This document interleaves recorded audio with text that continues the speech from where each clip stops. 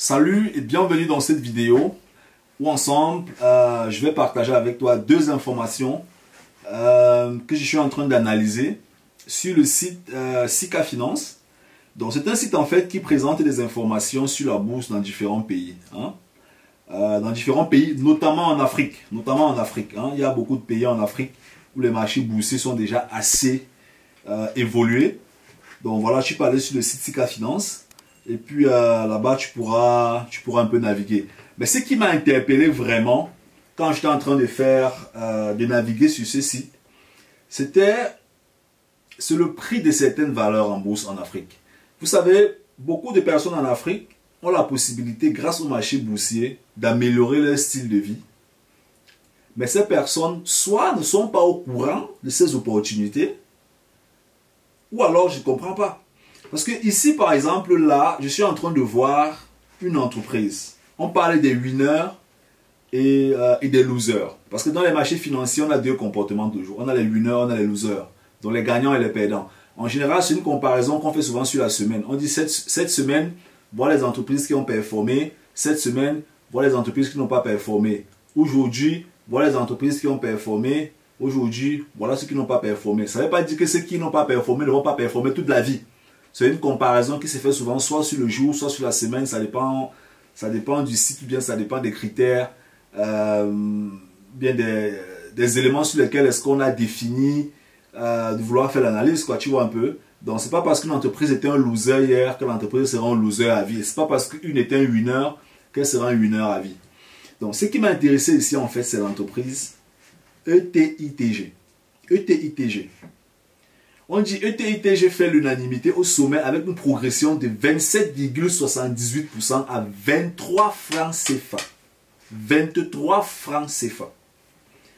C'est-à-dire, on sait très bien qu'en Afrique, on a les 10 francs, les 5 francs en pièces, les 25 francs. Donc, on a 23 francs CFA. Quand je lis ça, je me pose la question de savoir. Il y a des Africains qui travaillent dans des entreprises en Afrique, qui gagnent 100 000, qui gagnent 200 000.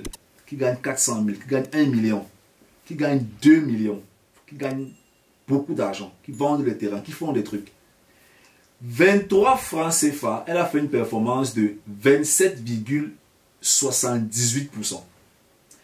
Avec un volume de près de 290 millions de francs CFA, volume de transaction.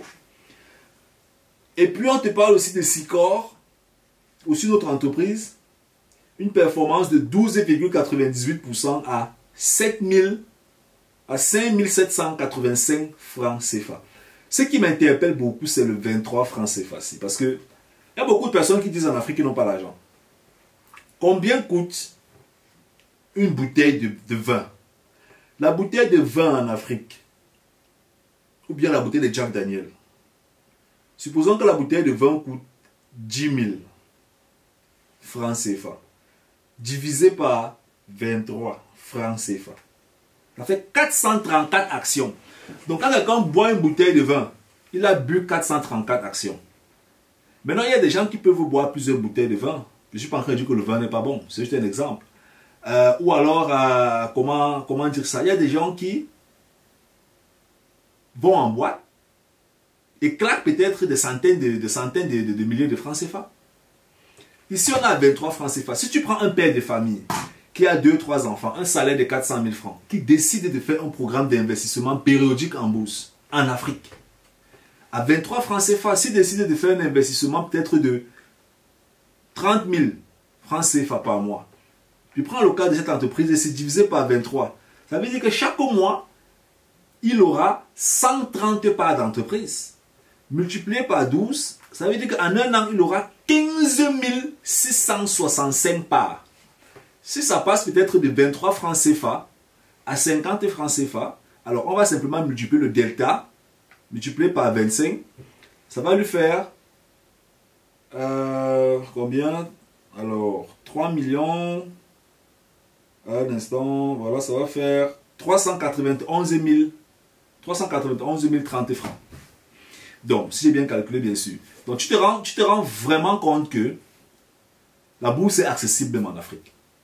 Et n'importe qui, avec ses petits... Même une femme qui fait des beignets haricots, peut investir en bourse. Voilà 23 francs CFA. C'est en Afrique. 23 francs CFA. 23 francs CFA. Je ne sais pas combien coûte une mandarine comme ça en Afrique. Il y a des mandarines peut-être qui vont coûter dans les 50-100 francs. Hein?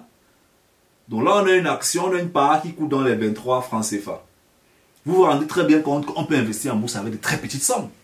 Donc pour vous qui êtes en Afrique, moi je vous recommande vraiment de vous intéresser au marché boursier et de comprendre comment ça fonctionne. C'est accessible en fait pour tout le monde. Chacun peut aller là-bas sans courir, chercher à rapidement gagner tout du jour au lendemain. Chacun peut aller se former, comprendre comment ça fonctionne et appliquer sa formation dans ses investissements. C'est aussi simple que ça. Sinon, vous croyez que quelles sont les entreprises qui gagnent, quelles sont les personnes qui gagnent cet argent-là? Ce sont des particuliers en Afrique, des gens qui ont compris.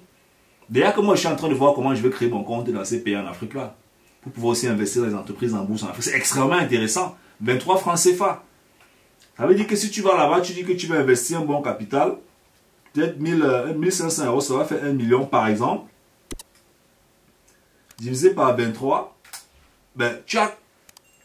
Attends, 1 million. On va calculer ça, 1 million de francs CFA. Ça va faire 1 million de francs CFA divisé par 23. Ça fait 43 478, c'est bien calculé, hein, c'est ça. 43 478 actions. Ça décolle seulement un peu là, tu es bon. Tu n'as pas besoin de beaucoup de capitaux. Et je pense que beaucoup d'entre nous doivent comprendre comment ça fonctionne en fait. Vraiment. Je crois que beaucoup d'entre nous, dans notre communauté, doivent vraiment s'intéresser au marché boursier. Vraiment. C'est l'une des voies par lesquelles est-ce qu'on pourra aussi à notre niveau permettre de développer les entreprises en Afrique. Parce que c'est dans les marchés des capitaux que les entreprises prennent des capitaux pour pouvoir réinvestir aussi et faire plein d'autres choses. J'espère que la vidéo t'a plu. Dis-moi dans les commentaires qu'est-ce que tu en penses. Ciao, ciao.